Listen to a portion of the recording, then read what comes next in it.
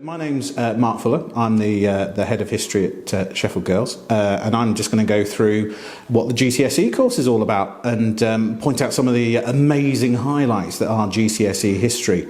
The course itself is made up of 4 different elements that are examined in 2 different papers.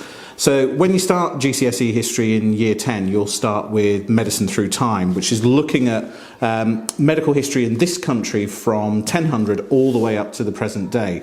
So what you're trying to do is trying to sort of understand why and how medical progress has developed over time, with various different sort of stopping off points, such as things like the Black Death and plague. So it's all really cheerful stuff. Developments in surgery, the emergence of anaesthetics and heart surgery, all the way through to the National Health Service, the creation of the National Health Service, and it's bang up to date because you'll also look at COVID as well. So it's trying to explain why we have the medical knowledge that we do today by looking at how that's developed in the past. The second term and a half in year 10, you'll look at Elizabethan England. And so this is a real British depth study looking at Queen Elizabeth, the progress that we made as a country, the development of empire. We'll look at Shakespeare and theatre. We'll look at this golden age of Elizabethan England. We'll look at Mary Queen of Scots, who interestingly enough was imprisoned in Sheffield, in Manor Lodge in Sheffield. And so we'll look at all of that, all the religious issues that were surrounding this country, what was happening to the economy. There were real problems with poverty. So it's a really varied slice of history, but looking at in real detail what's going on in Elizabethan England. And then when you get to year 11, you start by looking at Nazi Germany. And I suppose the course falls into sort of 2 parts when you're looking at Nazi Germany in year 11.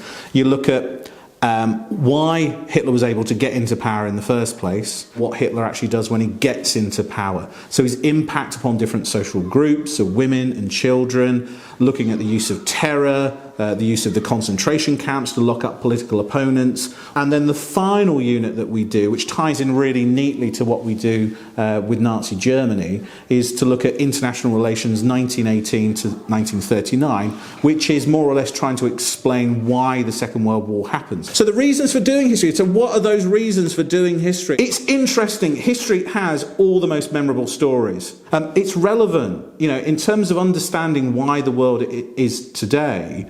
It teaches you so much. So recently with my year 11s, we had a lot of discussion about, Vladimir Putin and Russia and how that links back into, what was going on during the Second World War. And so you can really get a grasp and an understanding of why the world is as it is today. I mean, something like COVID, for example, again, is a good example of that.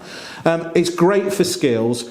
We like writing in history. If you love essays and you like writing, history is definitely the subject for you. And that skill is so brilliant because what you're required to do is to have views and opinions and ideas and be able to justify those ideas. And I think that's really, really good. Universities love it. It's what they regard as being a really good, solid academic subject because it forces you to think. It gets your head spinning in terms of the amount that you actually have to think and decide things for yourself. And employees love it. It's one of those subjects that's got huge number of transferable skills, from arguing your point of view, from presenting information, from analysing different sources of information to see whether they're reliable or not reliable. Those sort of transferable skills are absolutely essential to your future.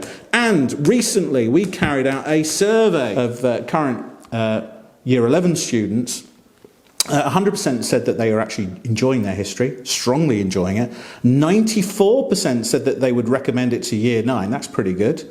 An amazing 0% said that they weren't enjoying it.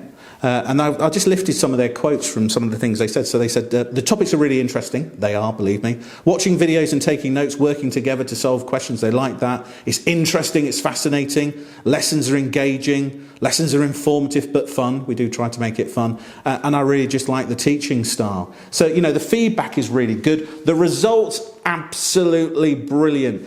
Believe it or not, this year, so this is the current year 12, when they were in year 11, over 60% got a grade 9 at History GCSE. Half of the girls who were studying history last year at GCSE have gone on to do it at A level. And again, that's a really good test of just how good this course is.